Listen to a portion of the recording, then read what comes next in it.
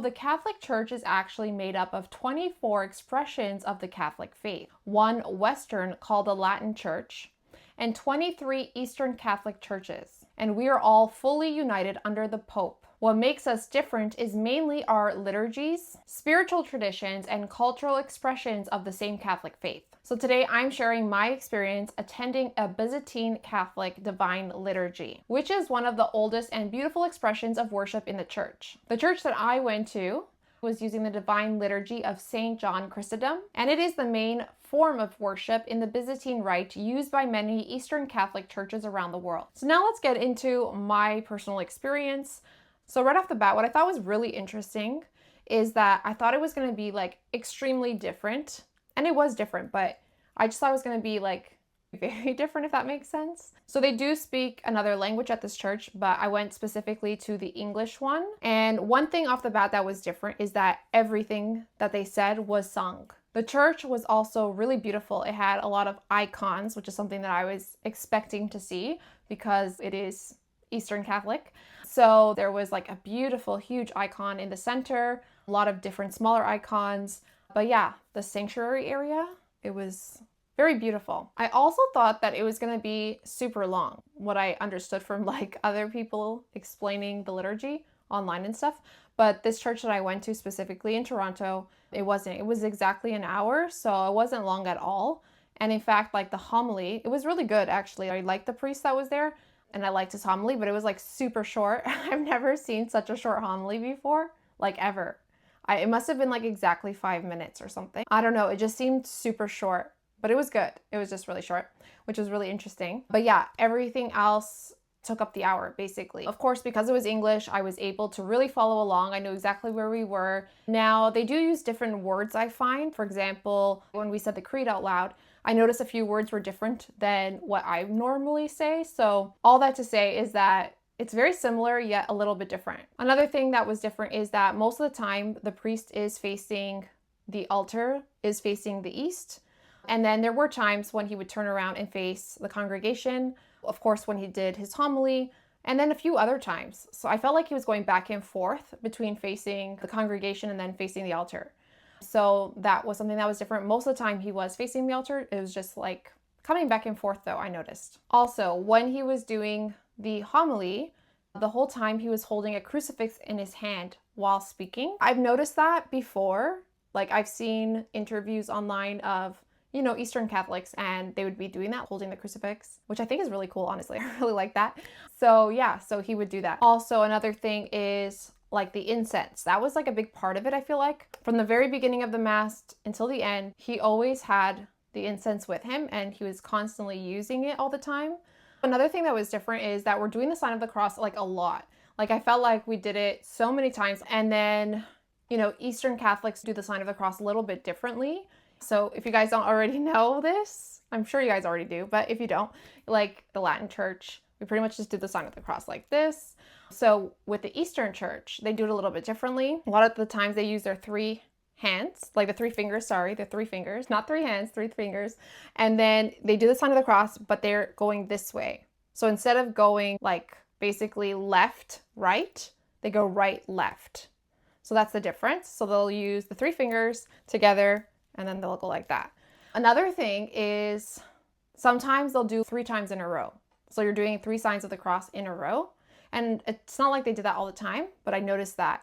Basically, long story short, you're doing the sign of the cross a lot throughout the Mass the Divine Liturgy. Also, I noticed the standing, usually you're either standing or sitting. There is no kneeling. And so I looked it up, and that's because there's a reason why they don't kneel. And it's because it represents penance. If you're gonna go to a Divine Liturgy, you're gonna notice you're either standing or you're sitting. Those are your 2 options. They have kneelers, which is interesting because they don't use them. At least I didn't see anyone using them. So they must use it at some point, but during the Divine Liturgy, it's not used. Which brings me to communion. Communion was obviously very different. So you stand up for communion, you get in line, and essentially you have your hands together. At least at this church, this is how we did it. You have your hands together, you go up, and you're gonna be receiving the bread and the wine together. There is like a chalice that the priest is holding. And in there, he has the wine and he has the bread already in there, like pieces of bread. I would say that this is the part that is the most different, is communion for sure. So essentially you go up, your hands are together, you leave your hands together, and you have to tilt your head back and just open your mouth.